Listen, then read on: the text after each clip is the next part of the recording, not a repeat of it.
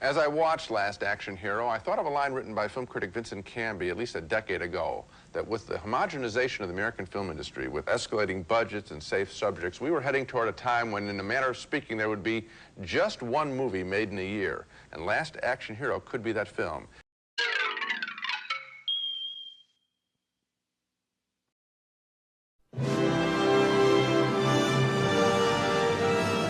A great classic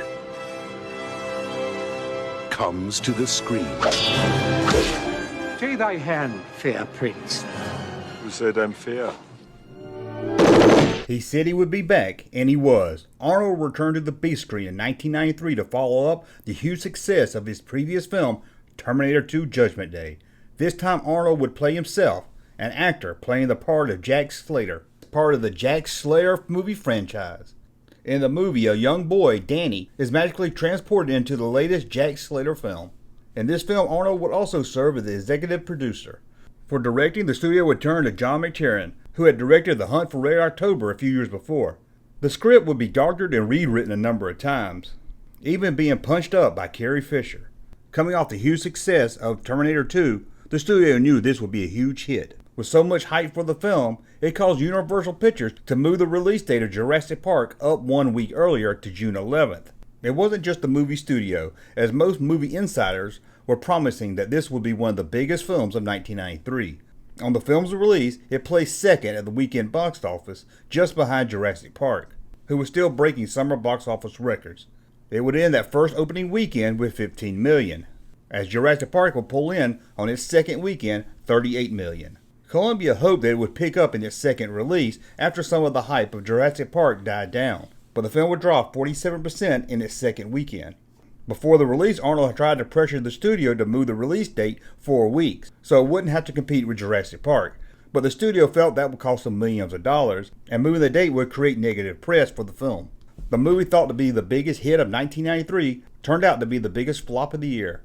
I enjoyed chunks of Last Action Hero, but culturally, I think it may be more significant than it is entertaining. I was also disappointed in it, Gene, and also, like you, I was impressed by some of the stunt work, but then again, you can kind of manufacture stunts. The tricky part is to put them in a movie that is worth watching for 2 hours and keeps your interest. I have killed people smarter and younger than you.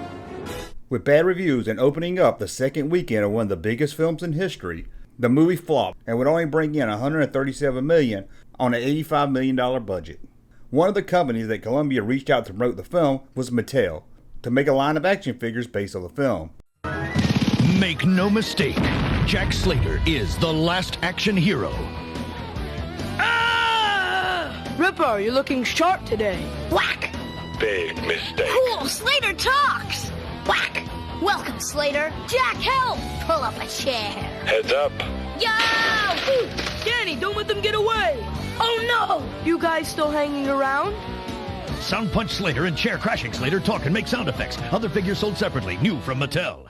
Mattel would release 7 basic action figures. 4 of them would be based on Arnold: Dynamite Jack Slater, Heat Packing Jack Slater, Skull Action Jack Slater, and probably one of the most oddest looking action figures ever, the Undercover Jack Slater. The other hero of the line was the young star of the film, Hook Launching Danny, and 2 villains from the film would round out the release: Axe-swinging Ripper and Evil Eye Benedict, who could be found with an open or closed briefcase. 2 vehicles would also be released along with the figures: the hero vehicle, Jack Slater's convertible, and the villain's main ride, the Evil Eye Roadster. Mattel also will release a 15-inch Talking Jack Slater. A Last Action Hero playset based on the police station was planned but never released. Okay, Ripper, let's bring down the house! Whack! Whack! Big mistake. Hang on, Danny! We go up, he comes down. Now you're in the doghouse. Last Action Hero Police Station. You put it together. Figures sold separately, new from Mattel. Like the movie, the toys failed at the box office, and no plans even got started for a Series 2, as Mattel quickly saw the failure of the movie and the toys. Sadly, we never got the action figure of Arnold as Hamlet. To be or not to be? Not to be. The film did well on video release and became somewhat of a cult classic. The toys, on the other hand, Well, they sit in clearance bins for a few years after the release of the film and can still be found for around $10 or less on the secondary market.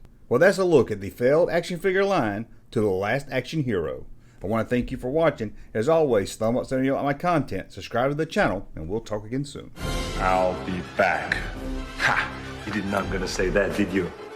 That's what you always say. I do? Hey, Junkman channel popping though.